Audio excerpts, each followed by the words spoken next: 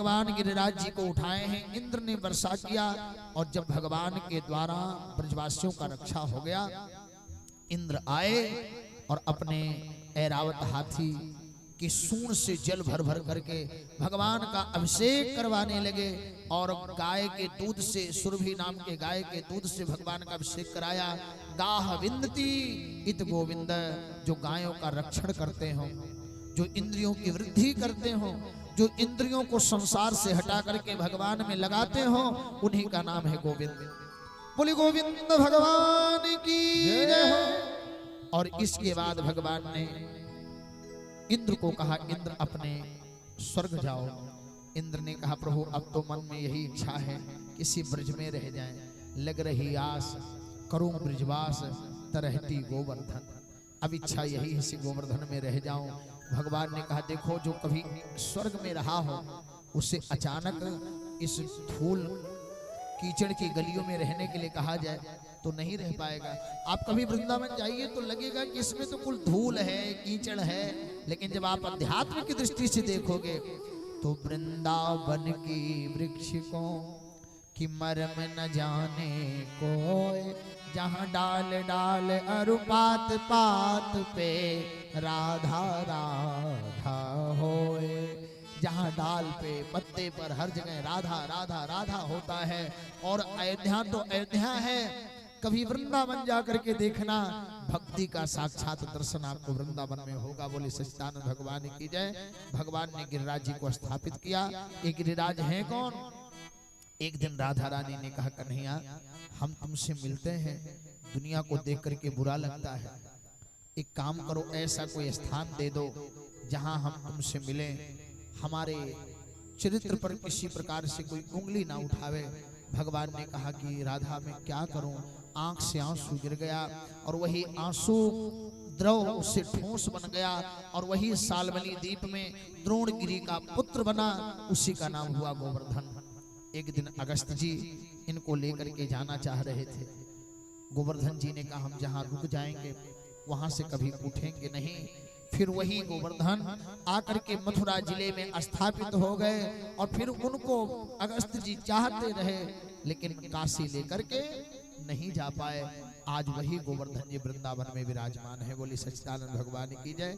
और अगर एक कथा और आपको बताऊं, जब सेतुबंध रामेश्वरम का निर्माण हो रहा था, सारे पर्वत लाए गए, हनुमान जी राम नाम मुख में धरे, गदा धर लियो कांधे, और रोम एक तीन तीन जोजन के पर्वत रोम रोम में बांधे।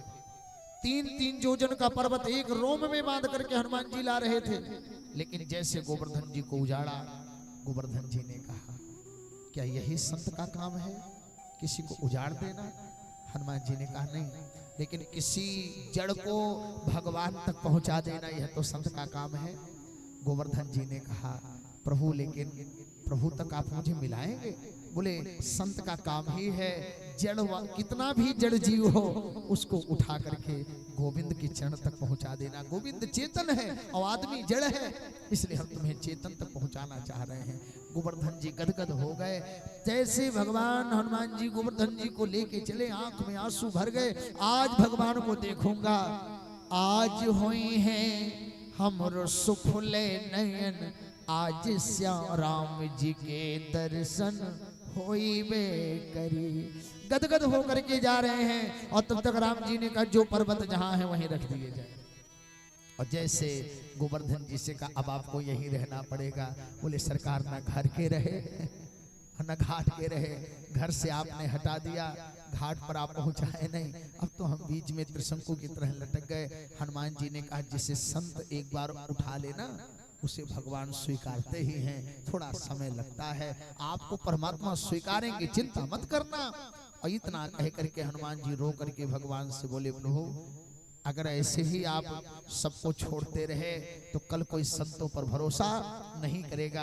भगवान ने कहा, चिंता न करना, हम अपने हाथ से तुम्हारे स्पर्श किए हुए उस शिष्य का, उस गोवर्धन का कल्याण करेंगे। इस तरह से भगवान ने आज गोवर्धन का उद्धार किया।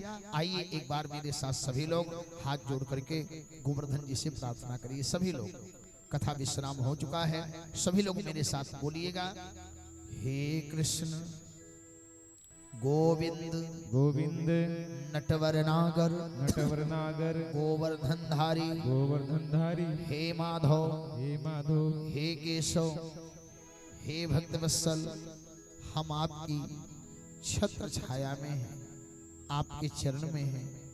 आप हमारा उद्धार करें, हमारे संकट को, हमारे दुख को दूर करिए। जैसे ब्रजवासियों के संकट को आपने बचाया, हमारा संकट उससे बहुत बड़ा नहीं है। हम आपकी छत्र छाया में हैं प्रभु, हम आपकी कथा सुन रहे हैं।